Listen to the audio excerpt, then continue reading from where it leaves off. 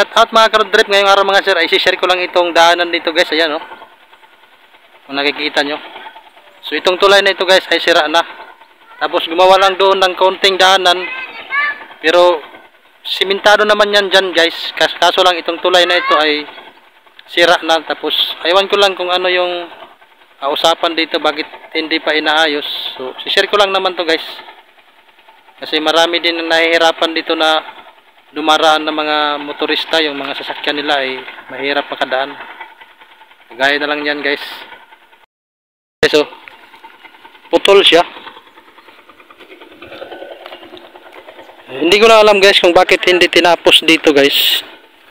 So ayan. Kasi sapa kasi ito. So ang daanan niya pala na ito ay papuntang Tagbayani galing ng season. So ayan, may mga dumadaan dito ng mga sasakyan. So dito, kung dito siya dadaan guys, tingnan nyo na lang ito. Yung bato guys, o yung kahoy na to. So ilang metro na lang yung dadaanan doon ng gulong. Kung sa Bisaya, pag nasipyat ito, simplang ito guys. Sigurado hulog yan dito guys. Ayan o yung bato. Pero mababa lang na, pero pag nahulog ay delikado rin. So ayan guys oh. Yung tulay na yan.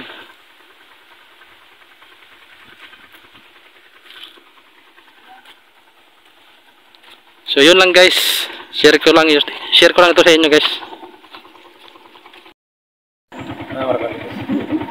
Oh, yung kayong cellphone, i-plus lang yung cellphone ba? Usap muna tayo guys habang nagbibiyay tayo.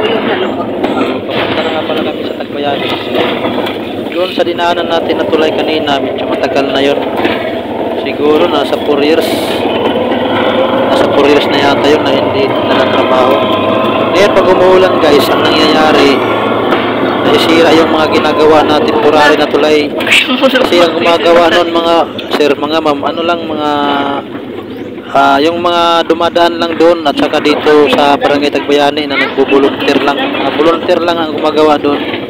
Kung ano lang yung mayroon doon na mailagay sa tulay na yun, halimbawa mga kahoy, yun lang ay may ilalagay doon. Pero sa nakita ko, unsafe talaga kasi napakadelikado. Ang problema noon mga bossing, mga ma'am, kasi pag umuulan nawawas out yun, kaya mahirapan. Tapos ito yung kalsada na ito mga bossing, mga ma'am, ay galing sa season papuntang Barangay Tagbayani. So dito nga pala ito sa Surigao del Norte. Ayan. Yung kalsada na ito mga bossing, mga ma'am, road to market, parang ganun. Kasi dito dinadaan yung mga kalakal ng mga taga-barangay papunta doon sa lungsod para ibenta. May mga dumadaan din dito ng mga sasakyan na mga malalaki. Kaya napakahirap kung madisgrasya ka doon, mahulog yung sinasakyan mo, di ba? So baka naman may mga tao dyan na magandang loob, makatulong lang naman mga boss. So naisip ko lang kung pwede bang palagyan yun ng steel tip, kasi sa tingin ko pwede yun kahit temporary na steel tip lang. Baka meron tunig dyan, mga sumusobra na yung pera, di ba? Pwede natin malasabing tayo guys, kasi kagaya ko, wala rin naman akong pera. May ambag ko lang may pakita itong lugar na ito, itong tulay na ito, para mabigyan pansin sa mga kinaukulan. Kasi matagal-tagal na rin ito mga boss. Hindi ko lang alam kung anong istorya nito, bakit hindi tinapos. So sa kanila na yun, sa sino yung nagsakyan na nagkailan doon. Ang mas mahalaga ay naipakita ko yung bridge na yun. Kahit itong dinadaanan natin rough road, okay lang yan mga boss. Kasi at least may nanadaanan. Yung tulay talaga napakadelikado. Nakita nyo naman yung kahoy na yun na inilagay, tapos hindi pa siya nakalagay ng maayos. Pag napakan yun ng gulong, sigurado yun simplang. Kaya kawawa naman yung mga sakay, di ba? Sana lang may mga mapapansin dito sa tulay na ito, guys. Okay. Kasi matagal na ito na hindi naayos. Although yung mga opisyalis dito sa Barangay Tagbayani ay nag-i-initiative naman, ay mayroon naman silang ginagawa, kagaya na lang magbubuluntir tuwing umuulan. Yung mga tao dito nagbubuluntir, inaayos nila yan, naglalagay ng mga temporary na kahoy para may madaanan lang sila talaga. Kaso hindi lang naman taga Tagbayani ang dumadaan dyan, maraming dumadaan dyan.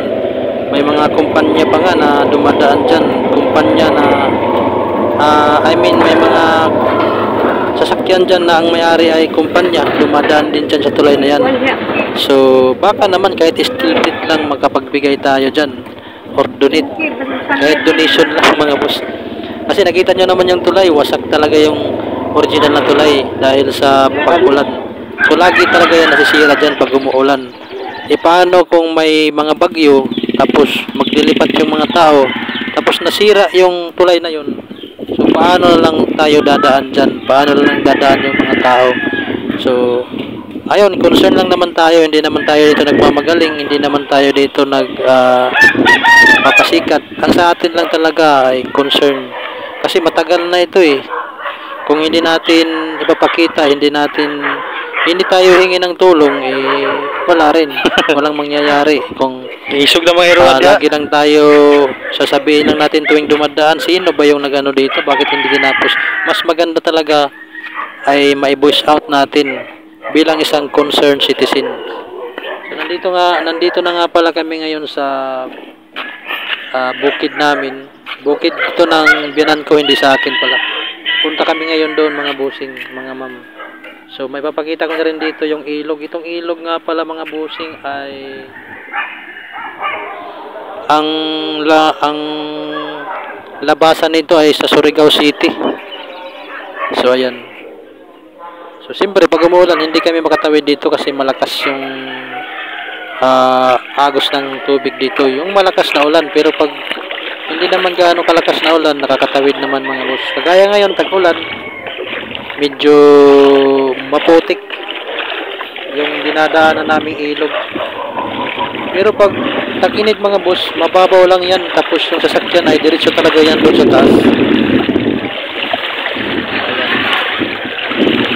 Sa ngayon walang tao dito, yung tumatao lang dito yung mga kapatid ng asawa ko. Kasi yung may-ari, yung biyanan ko nasa Ayaw na ibilin lay. papagamot. Ayaw Hindi ibilin. ko naman sinasabi na wala Yung talagang chinilas. tao. Mayroon pa rin tumatao dito mga boss. Kaya ngayon nandito kami mga boss para tingnan din kasi may mga alagang o livelihood dito na kailangan tingnan. Lapok.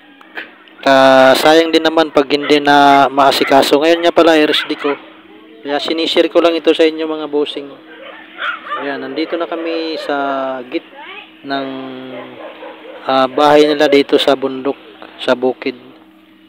So nga pala, maganda dito mga bossing, yung lugar maganda talaga. Kaya nga, yung sinasabi ko mga bossing, sa yung mga product kasi galing dito sa barangay na ito, ay doon dinadaan sa kalsada na yun. Simentado naman yung kalsada mga boss, may mga portion lang na hindi. Pero yung tulay lang talaga yung napaka-importante kasi doon dinadaan yung mga pinibinta, yung mga livelihood, yung mga kopra, niyog, or kahit ano pang mga produkto o mga produkto dito sa barangay na ito, doon talaga dinadaan. So hindi lang naman sa barangay Tagbayani ang dumadaan doon ng mga tao, may mga taga-ibang barangay pa rin na dumadaan doon, tapos yung mga sasakyan ng mga kumpanya dumadaan din dyan.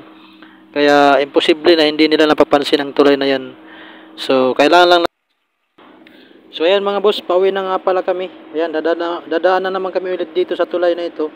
So kung nakikita nyo, napakaliit lang ng daanan na tulay na ito, kahoy. So napakadelikado pag kunting galaw mo lang or hindi na tansya mo, sigurado simplang ka. Tapos dito mga boss, ayan, papakita ko lang sa inyo. Itong area na ito mga boss, ayan. Mayroon ditong ginawang kahoy na ano. Ayan mga boss. Ang original na tulay talaga yung nasa kabila, yung kahoy na yun. Ito ay ginawa lang ito ng mga locals dito. Ayan. Ito pag napakan niya ng gulong, simplang talaga yan, sigurado.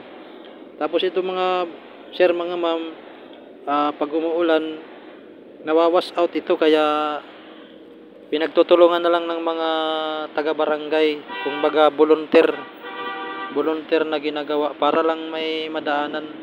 So ito talaga yung tulay na original dito, yung kahoy na tulay, kaso sa katagalan ng panahon marupok na siya guys, hindi na pwedeng daanan, delikado na, kaya gumawa na lang ng diversion na tulay na maliit para lang may madaanan.